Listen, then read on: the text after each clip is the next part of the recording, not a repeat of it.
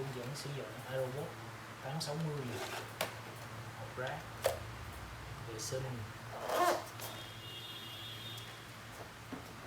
có thể lấy cái chổi để phủ bụi.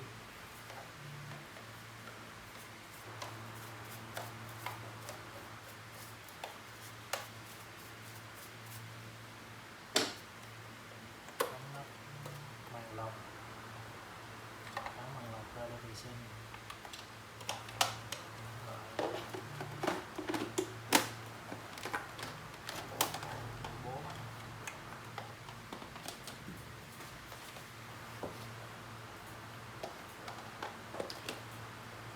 Chân rulo để vệ sinh từng bộ phận.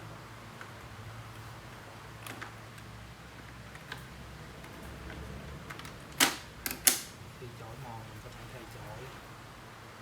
Pin nằm dưới đây, điểm tiếp xúc sạc, sạc